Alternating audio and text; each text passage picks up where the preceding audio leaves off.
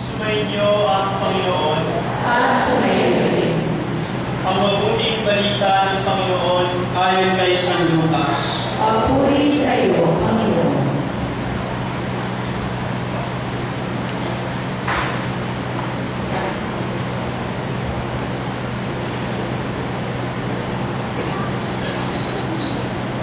Si Maria ay nagmamadaling pumunta sa isang bayan sa kaburulan ng Judea. Pagdating sa bahay ni Zacarias, binati niya si Elizabeth.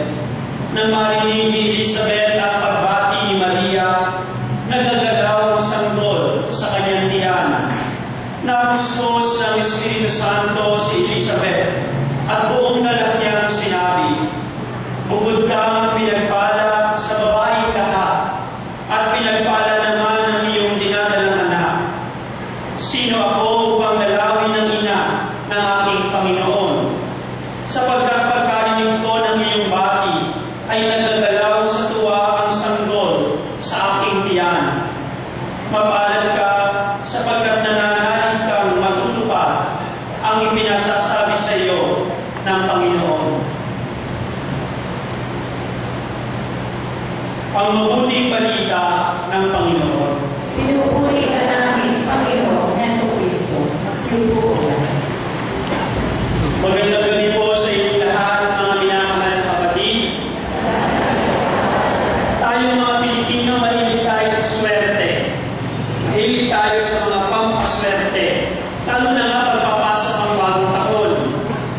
Sabi natin, pagpapasok ang bagong taon o pag magpapasko, ilan dapat ang prutas na nakahanda sa kapag. May nagsasabi 7, 12, may nagsasabi 13, dapat daw lahat puro bilog.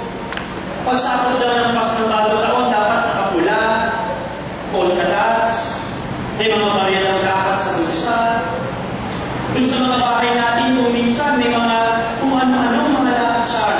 May mga pusa, mga ganun kamay, may mga buta. Minsan yung Santo Niño, ginagawa natin pampaswerte. Tayong mga Pilipino, mahilig tayo sa mga pampaswerte.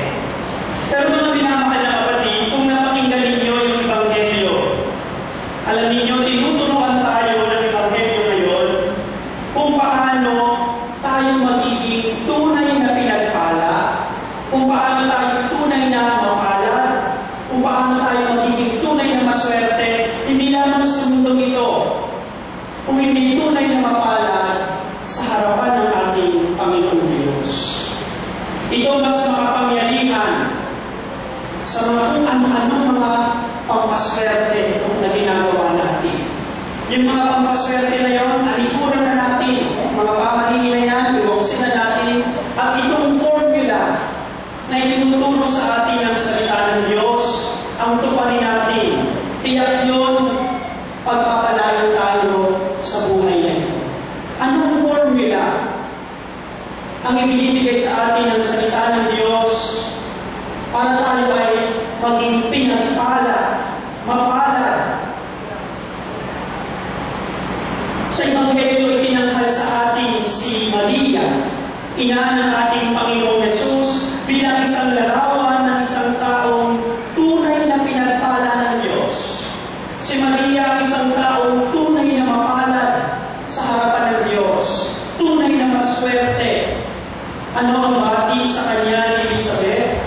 Bukod kang pinagpala sa babaeng lahat, at pinagpala naman ang iyong dinadala sa iyong sinapupunan. Diba dinadasal natin yan araw-araw sa Hail Mary? Hail Mary, full of grace, the Lord is with you. Blessed are you among women. Si Maria ang pinagpala, mapalad, tunay na maswerte sa lahat ng mga babae. At sa paghuli ng Ebanghelyo, ano pang sabi ni Elizabeth? Mapalad ka sapagkat nanalig kang matutupad ang ipinasabi sa iyo ng Panginoon.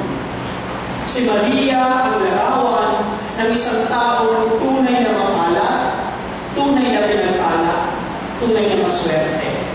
Kaya kung gusto natin ng pagpapala na galing sa Diyos, pagpapala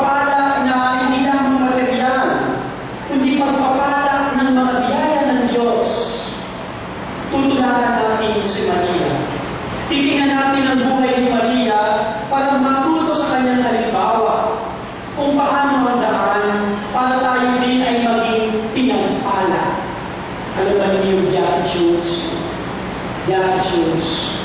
Si Maria ang larawan ng lahat ng mga sinabi ni Jesus sa Beatitudes. Bakit naging pinagpala si Maria? Ano ang katangian ni Maria at siya'y naging pinagpala? Kahapon ano ang ating ebanghelyo? Tatandaan pa ninyo? Ano ang ating ebanghelyo kahapon? Tungkol sa pagdating ni Anghel Gabriel kay Maria. At sinabi ni Anghel Gabriel, ikaw, Maria, lubos kang kinalulutan ng Diyos. Ikaw ay maglilihi at manganak ng isang lalaki. Naguluhan si Maria. Ano mangyayari yun? Wala naman akong karelasyon. Pinaliwanag ng Anghel Gabriel, sabi, ikaw ay liliman ng kapangyarihan ng Diyos, ng Espiritu Santo, kaya anak ng Diyos ang ipaghiling mo. Ano ang tugon ni Maria, mga kapatid? Maganap nawa sa akin, ayon sa iyong sinabi. Yun ang daan para tayo ay maging tunay na pinagpala ng Diyos. Kapag pinagtulad ni Maria, pinakinggan natin ang salita ng Diyos, pinakinggan natin ang kalooban ng Diyos, at isinabuhay natin ito. Yan ang daan sa tunay na pagpapala. Kung pinakikinggan natin, hinahanap natin ang kalooban ng Diyos, at tinutupad natin ito sa araw-araw. Yan ang pinakamagandang katangian ni Maria.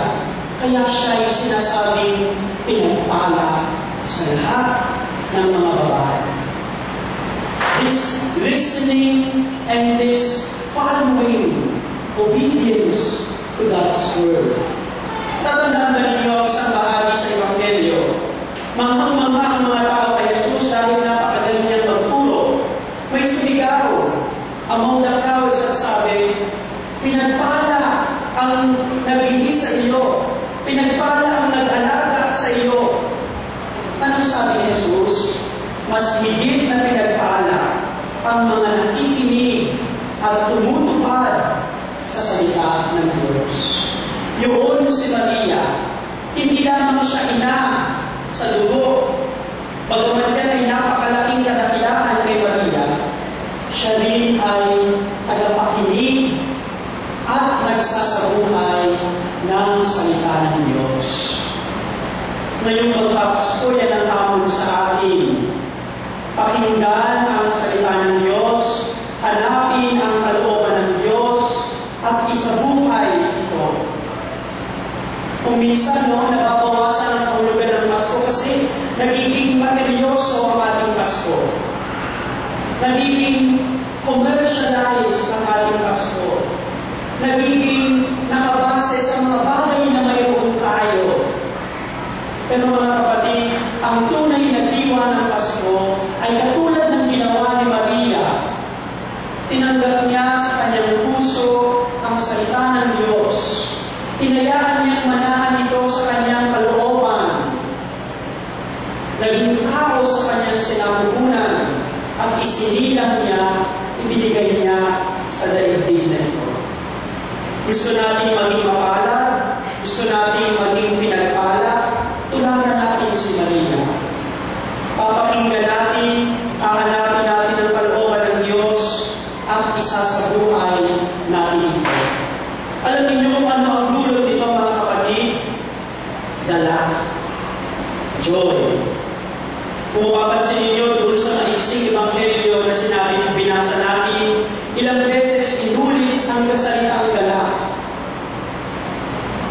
Pagdating ni Maria, binisita si Elizabeth, nabuspos ng kagalakan si Elizabeth.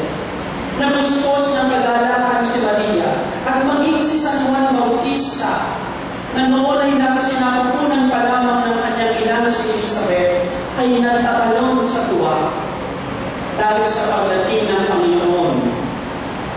Mga kapatid, ang tunay na kagalakang hatid ng Pasko ay ang pagdating ng Diyos sa ating buhay. Ang mga bagong damit na luma, ang mga Christmas lights, Christmas trees, ililipit natin yan after some time. Yung mga handaan, Yung mga celebrations, minsan nakakapagod ang mga yan. Pero ang tunay na ganap na dulo ng Pasko ay ang pagdating ni Jesus sa ating buhay. Walang kwenta ang mga pagdiriwang ng Pasko kung ang lahat ay mga panlabas lamang.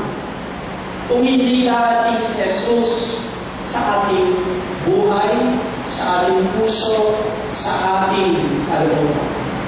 Darating sa atin ang Panginoon kung tutularan natin si Maria. Tatanggapin natin ang kanyang kalooban ng Diyos sa ating buhay at isasabuhay natin ito. Kung tatanggapin natin ang Diyos, katulad ng sinabi ni Maria, maganap nawa sa akin, ayon sa iyong sinabi. Ang hatid sa atin yan, mga kapatid, ay kagalakan na di mapapalitan ng anumang material na bagay.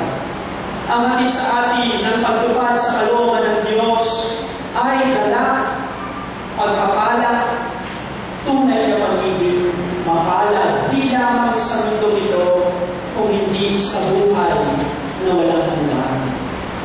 Alamin niyo, ang danger ng mundo ngayon ay hanapin ang blessing, hanapin ang pagpapala, hanapin ang kagalakan, malayo sa kalooban ng Diyos. Yan ang temptation ng tao ngayon. Yung hanapin natin yung ating self-fulfillment apart from God, apart from the will of God. Mga kapatid, if we do that, that is a futile endeavor.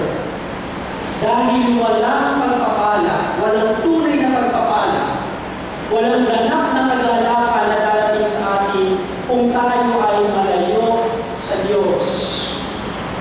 Kung tayo ay hindi tumutupad sa kanyang kalooban. Let us not give in to that temptation to find joy, to find happiness, to find fulfillment in this life apart from God. All those are pseudo joys, incapable of fulfilling the human heart. Anong sabi ni San Agustin? Our hearts are restless, O God, until they rest in you. Our hearts are restless, O God, until they rest in you.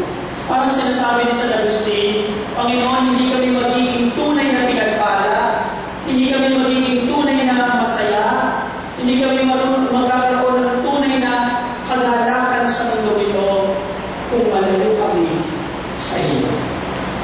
Kaya ngayong Pasko, mga kapatid, sa mga darating na araw ng ating buhay, alam ko, sa kalooban natin, sa kalooban ng bawat Pilipino, gusto natin ng pagpapala. Gusto natin ng swerte. Gusto natin ng pagiging tunay na mapalad. Hanapin natin yan, hindi sa mga kung ano-anong mga pamaliin. Hanapin natin yan, hindi sa mga material na bagay. Hanapin natin ang tunay na kagalakan sa Panginoon. Ang hatid ng Diyos sa atin ay kagalakan at pagpapala. Tularan natin ang kanyang ina.